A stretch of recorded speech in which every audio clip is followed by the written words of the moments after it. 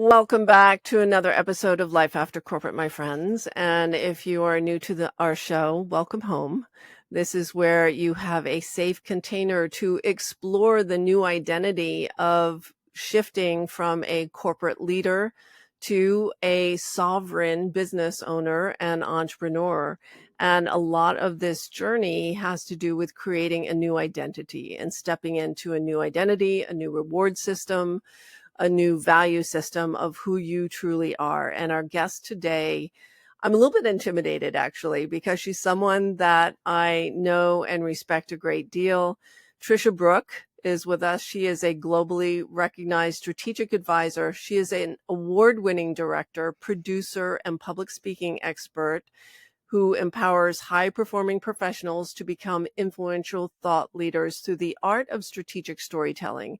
Tricia has been in my world for quite some time.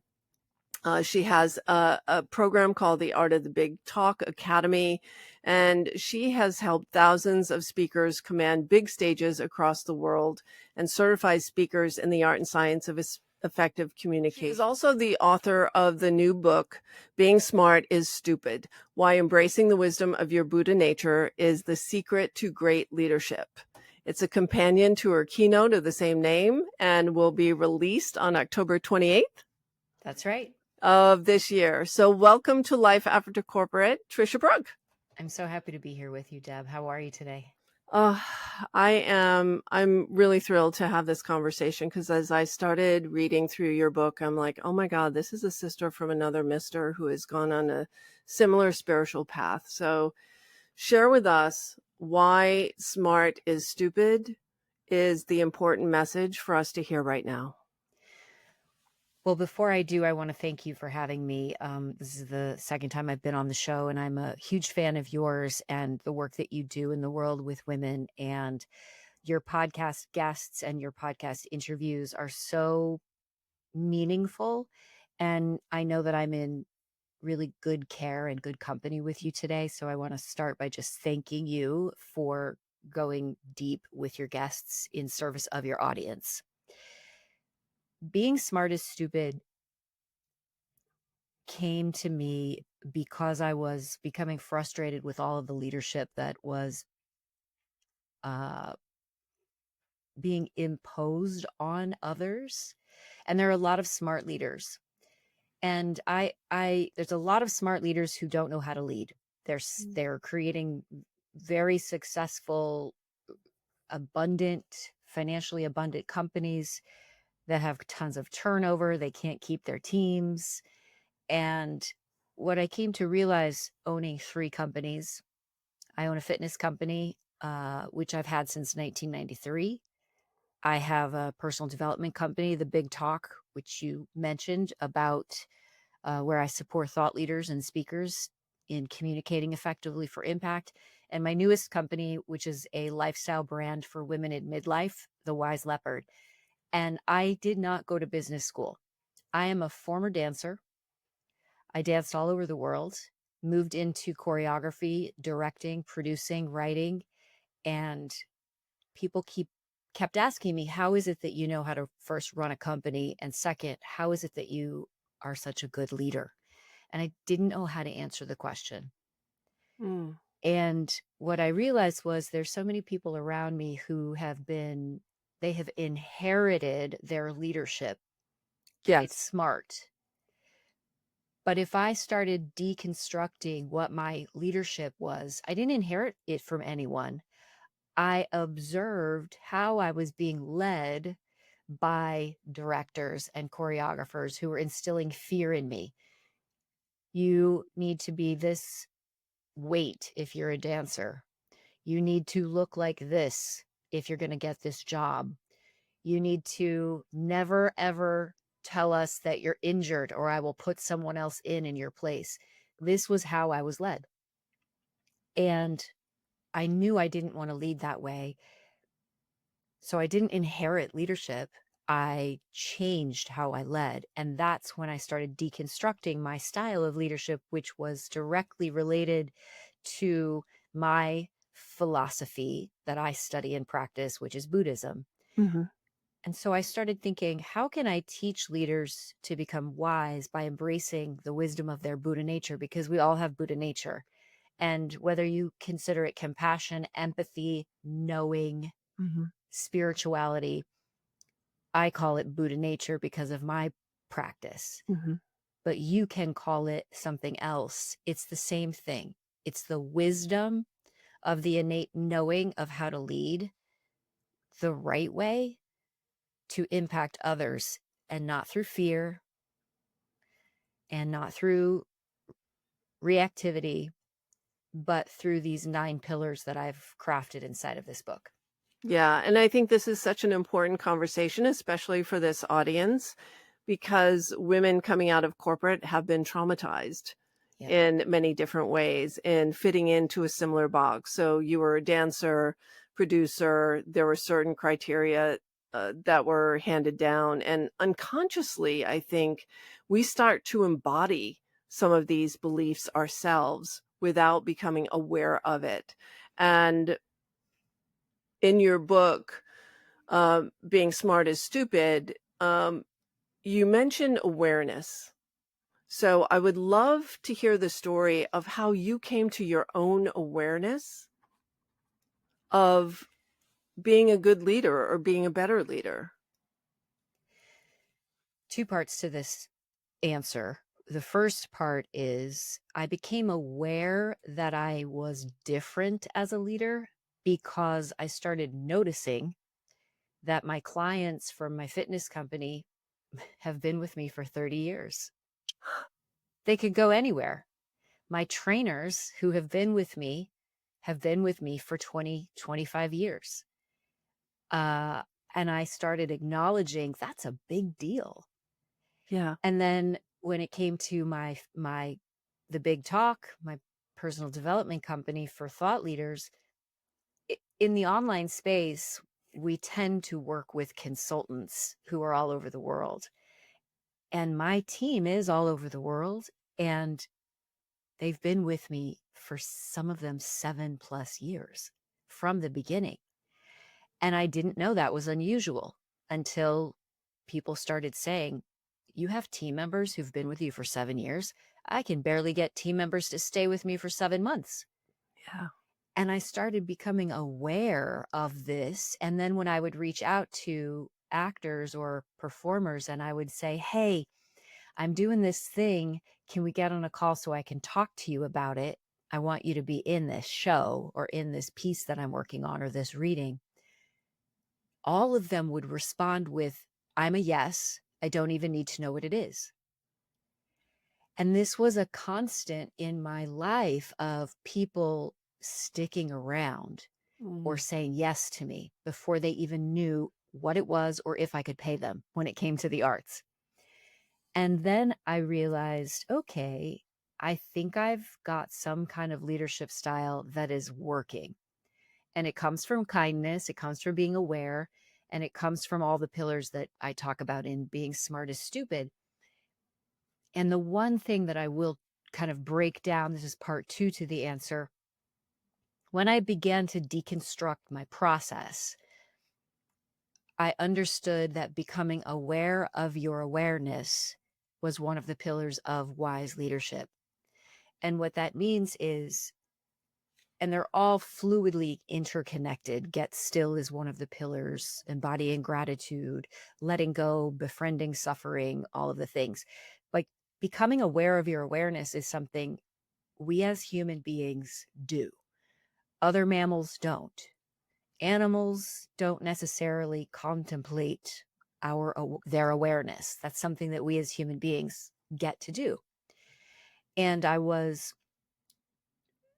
directing, choreographing, and producing a show in New York City. It was very successful. It was a parody musical based on the book 50 Shades of Grey. Mhm. This parody musical was called 50 Shades of Effed Up. And we had a very successful long run in New York. And we had just transferred from the Triad Theater to a theater in Times Square off Broadway. And it was tech rehearsal before the first dress rehearsal of opening night. And the stage manager said, I don't want the actors to use props because there were so many props. It meant he would have to put them all away. He was essentially being lazy. And I said, we're absolutely using props. Our actors need to rehearse with the props. And the actors were all in the room, and he cursed at me. He used the F word. And this was a moment of me becoming aware of my awareness that I didn't know then, because this was many years ago. But when I deconstructed this for the book, I became conscious that in that moment, I was in a white hot rage. How dare you speak to me in that moment like that? And then I went into fear. What if my cast loses respect for me? And that was me becoming aware of my awareness without reacting. I called a 10-minute break. The actors took 10. He and I went in separate directions. And then I got still. And then I began to discern, which is another pillar. Mm-hmm. And I called my producer and I said, this just happened. What are my options? Because I want this person gone. Mm. And he said, and this was me building a bench, call the person who knows more than you so that you Yeah. can get counsel. You can seek counsel. And it was a union show. And Deb, he said, you have two choices. You can keep him and work it out. You can fire him. But if you let him go, you have to buy him out of his contract per the union rules. And we don't have enough money in the budget to do that. And in that moment, as a wise leader, becoming aware of my awareness, what do I know? What do I feel? I didn't react. What do my actors need? They need to feel safe. What Yeah. do my actors need? They need a leader. And in that moment, I had my producer call him and let him go. And I used my own personal money to buy him out because I knew that I needed to take care of my actors. And I had to trust that I would get a new stage manager the next day so that we could open. And that's what we did. Wow. And that was me putting into practice becoming aware of my awareness. That is so brave, so empowering, and so inspiring to everyone who is listening to this podcast, because we have all been in situations where typically it's male, female, right? And there is someone who's using his bravado to intimidate, to diminish, and it takes a wise woman. And it's so funny that we're having this conversation right now, because what's coming to me is worth, wealth, and wisdom Mm. for women, and it is embracing your self-worth. And so that piece of awareness and having the bravery to be authentically yourself and do what you know is true in your heart is beautiful. Thank you. And I love that you said worth, wealth, and wisdom.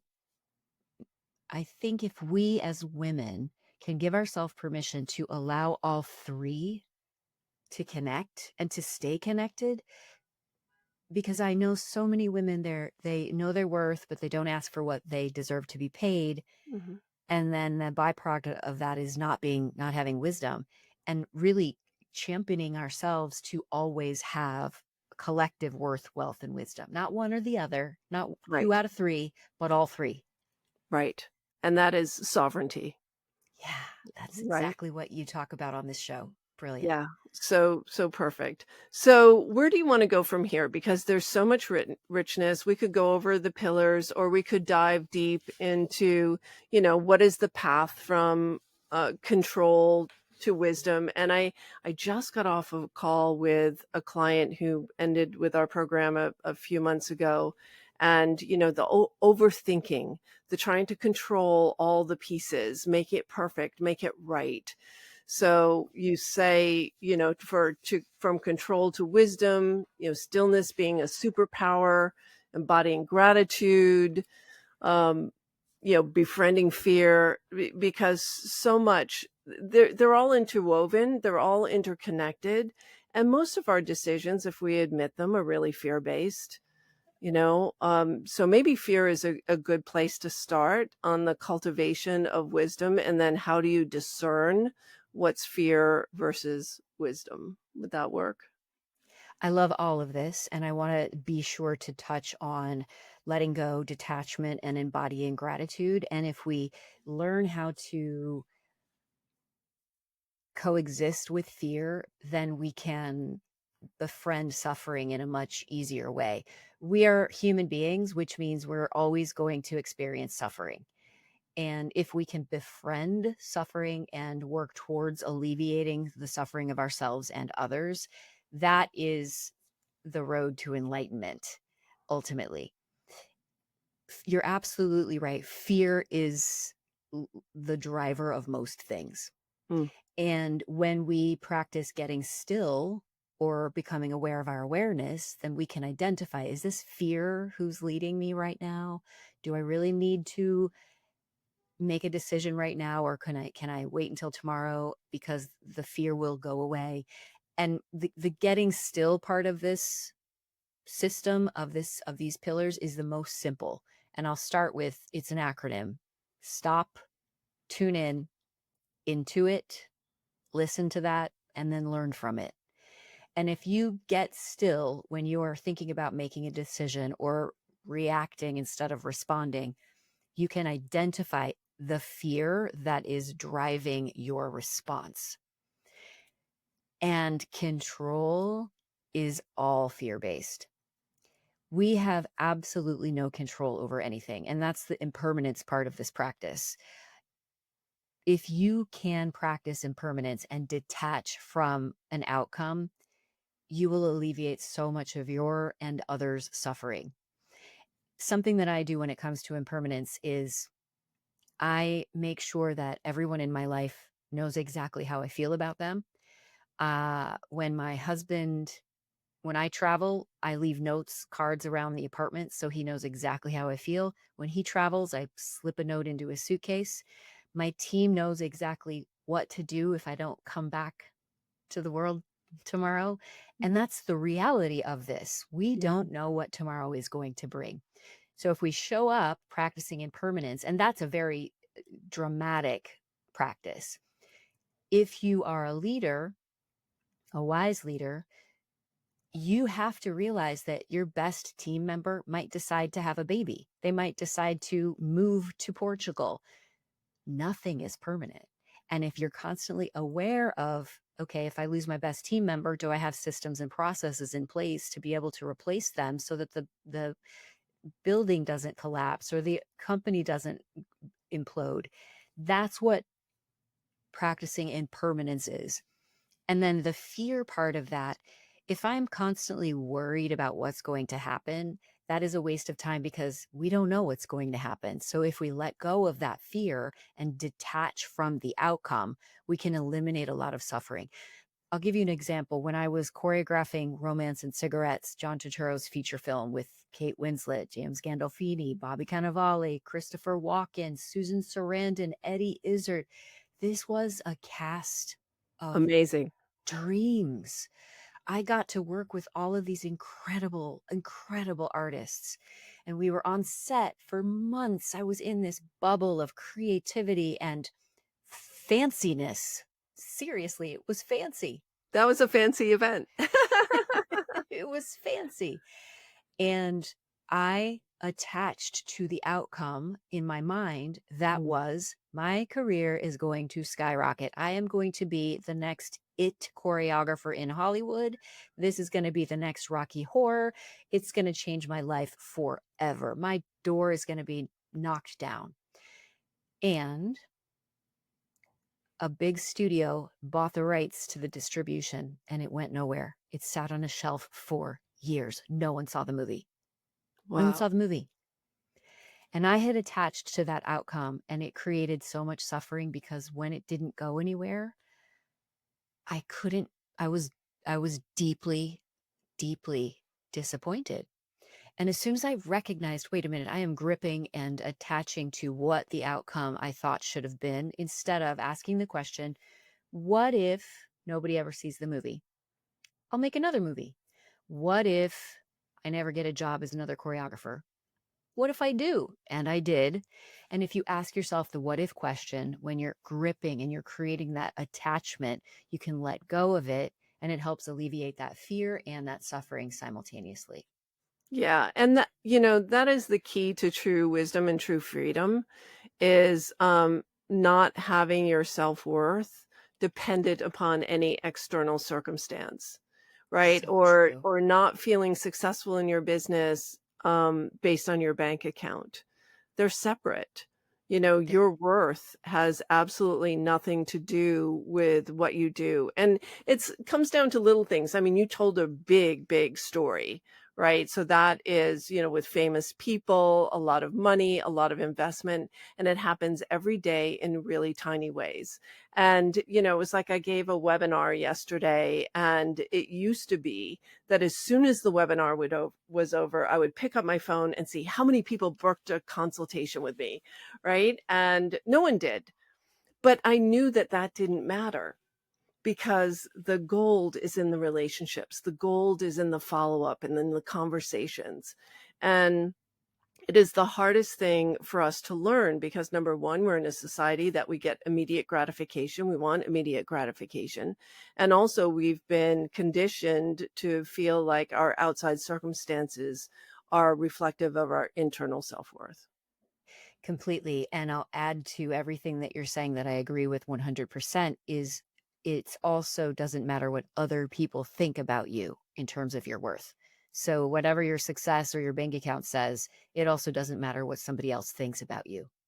Absolutely. I used to be secretly in love with Richard Feynman, the physicist, and he wrote a book years ago called What Do You Care What Other People Think? And that became my motto when I was in corporate. It was really hard. So let's talk about more of this wisdom practice. And we've talked about stillness. And no matter what philosophy or religion or belief system you have, all spiritual practices involved stillness and closing out the outside world and going inward. It's something I do for 30 minutes at least every single day. It is the highlight of my entire day. It is the most beautiful thing to just connect with the heart, to connect with gratitude, to connect with, and just to notice whatever emotions are coming up, whatever thoughts are coming up. They're like clouds that pass. So I have experience in the practice of Vipassana and Buddhist meditation, and I know you do too. How do we bring these principles into our daily work life as entrepreneurs and as leaders? Well, it starts with making a decision to find the practice and to be consistent with the practice. And I'll emphasize that this book is not a book about teaching you how to become a Buddhist.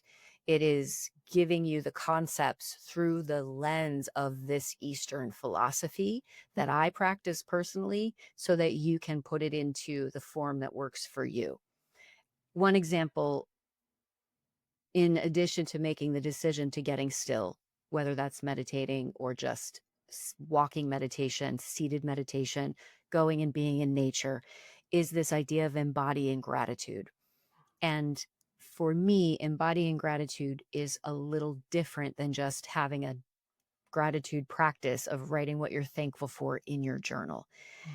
Everybody knows that that is a wonderful way for you to go in and to connect and to remind yourself when things are challenging that you actually have a lot to be grateful for. This concept of embodying gratitude as a leader is a little bit different. And here's an example, and I love this example because there's true ROI related to it. Indra Nooyi, who's the former CEO of PepsiCo, she was the first female CEO of PepsiCo, and she worked for the company from 2006 to 2018. When she was given this position, she went back to India to be with her parents because she knew once she took the job, it was going to be very busy. So she goes to India. She's hanging out with her parents. Her parents invite everybody over. The community walks right past Indra and straight up to her parents and says, "Thank you so much for creating such a wonderful girl, a woman who is now the CEO." And this Wow. stuck out and stood out to her. So when she came back to PepsiCo, she, over the period of time that she worked there, she wrote over 400 thank you notes to the executives' parents, Oh my God. thanking them for making such great children. Wow. I want to cry. I know. She had a 75% approval rating, and while she was there, she took the company from $2.7 billion to $6.5 billion net profit.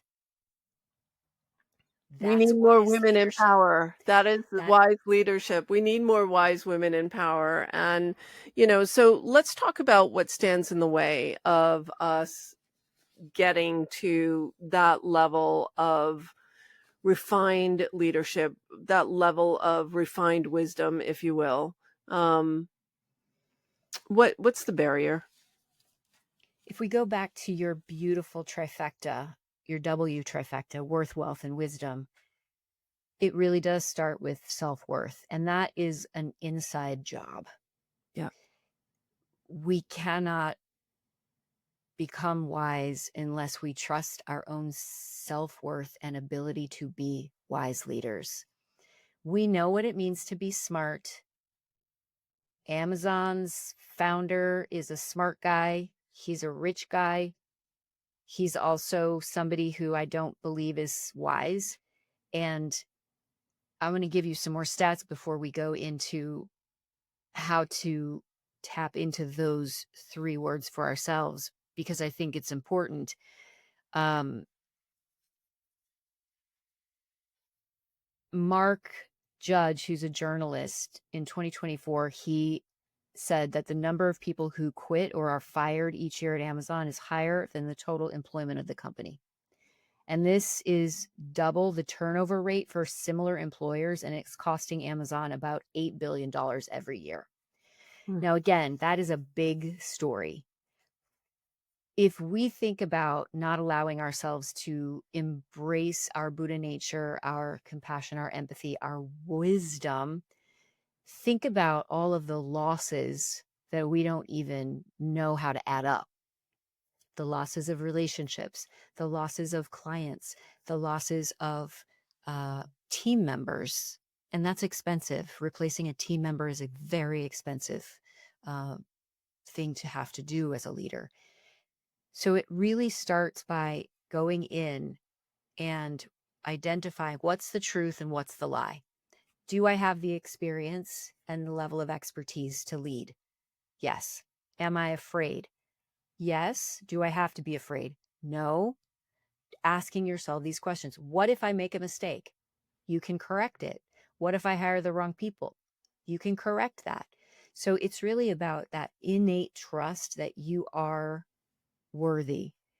And I think you and I have had this conversation, not necessarily here on the podcast, but just when we're in community together. The concept of abundance is also an internal job. It has nothing to do Yeah. with external. And so when you start to tap into the wisdom of your Buddha nature and you embody that worth, then the abundance of wealth is a given. And it's literally an energetic flow that just starts happening, and it comes so rapidly. And when you acknowledge that and you add worth plus wealth, it equals wisdom. Yeah. Oh, I'm so glad to be validated.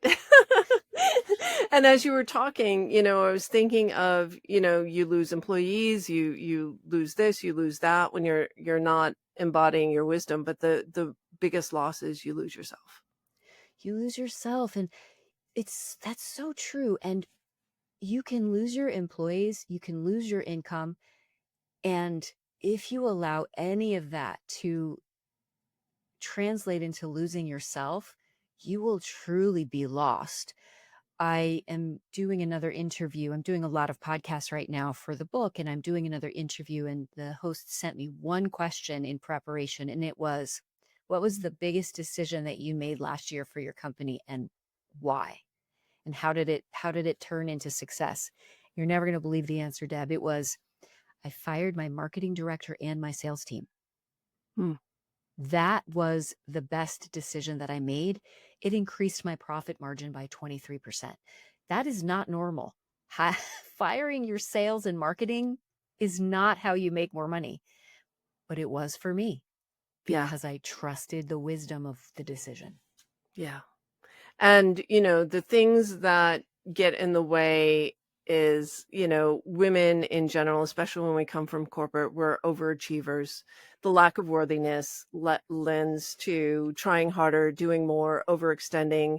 It also extends into people pleasing and all of that. And what I love about what you just shared is true success and true abundance comes when you start to listen to yourself and when you start trusting in your own wisdom and being authentically you. And the word authenticity right now is kind of tarnished. It's a little bit heavily laden. So I don't know how we replace that, but we're looking for women who can be audaciously themselves Mm. and be vocal about their beliefs. And because in this age of AI, when everybody's using AI to write their copy, everything is starting to be diluted and sound the same, that it sounds like this is truly a path, and it kind of connects so beautifully with the other work you do in the Big Talk Academy. It's like truly owning your voice.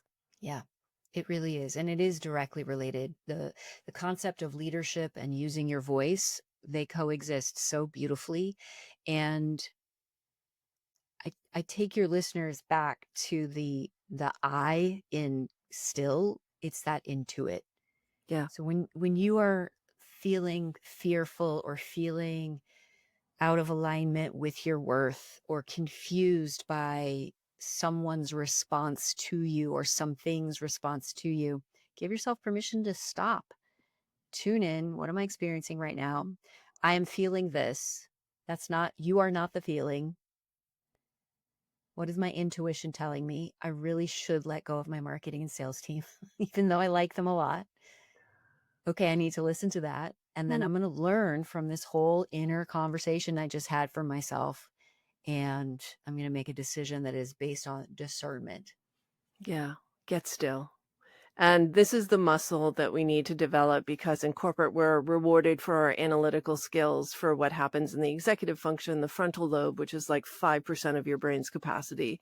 And all the fun stuff happens on the intuitive side, the unconscious side, which only through stillness do you get to hear and do you get to uncover. So entrepreneurship is about heart attunement rather than head attunement, and getting still is the easiest way and quickest way to start tuning into your heart. And I'll add to that, as entrepreneurs, we tend to be alone Mhm. if we don't reach out to our bench, to our colleagues, to our friends. And that's a very important part of this as well, is before you make a decision, or if you're struggling with your self-worth as an entrepreneur, as a woman, create that community, create a bench of people who you can go to and you can say, this isn't feeling right. What are your thoughts here? You know me really, really well. And this is the thing that I'm thinking of doing. Does that align with who I am? And then trusted advisors. You've got your bench. I spend time with people who are smarter than me because I want to learn from them and I want to expedite my success and diminish my failures. And if they've already failed and they can tell me how not to, that is a win-win. And then triangulating, when you are a leader, rather than hiring one person and putting all of your eggs in one basket, hire two people.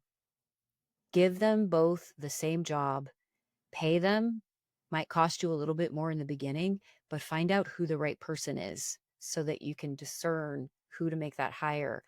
And as women, we think we hire people because we like them so many times. They might not be the right fit. And so there's also a difference between being kind and being nice. Mm. Say more about that. We are conditioned to be nice as women, To please. to please, to be nice, to not hurt anybody's feelings, to not do anything so someone won't like you. That is not serving you or the other person. And if you can lead through wisdom of being kind, sometimes we have to fire people. Sometimes we have to say, I really appreciated your job interview. It was really solid. However, I need somebody who can do this, this, and this, and you don't have that experience yet. So you're being kind by letting them know why you're not hiring them and not hiring them. which is going to create problems for your business. So there's such a difference between being kind and nice. Being kind means you don't care if people like you or not. Yeah, that's a great way to put it. We're running out of time, Tricia. What is one last thing you want our listeners to know based on smart is stupid and embracing your true Buddha nature? Any final words for our listeners here today? It's been such a rich discussion. I've loved it. Thank you. Me too. I'm so honored to be in conversation with you, and I look forward to our New York City lunch in the next couple of months. Yeah. One final thing I would say is that everyone has a Buddha nature. And if you give yourself permission to embrace that, and if you want to call it empathy, compassion, knowing, connection to source, God, universe, you have a Buddha nature. And when you give yourself permission to embrace it, you will truly blossom into a wise leader. And we need more wise leaders in the world. We certainly do. Smart is Stupid will be on bookshelves and on Amazon on October 28th. And it's called Being Smart is Stupid. And you Oh, can find Being it. Smart is Yeah. Stupid. Yeah. Just so you get the right, if you go to beingsmartisstupid.com, you'll get all the info. Oh, perfect. And I'm sure there's other goodies there as well. And Tricia, thank you so much. It's always a pleasure to be in your company. You always add value and wisdom to every single conversation. I'm so grateful for you. Thank you, Deb. That's it for now, my friends. Still, being still is the key to unlocking the wisdom that already exists in your heart. It's also key to your differentiation in a very crowded, very noisy, very diluted market with AI representing humans. So be human, be more human, be more of yourself. And we look forward to seeing you and meeting you in the outside world. That's it for now, my friends. See you next time.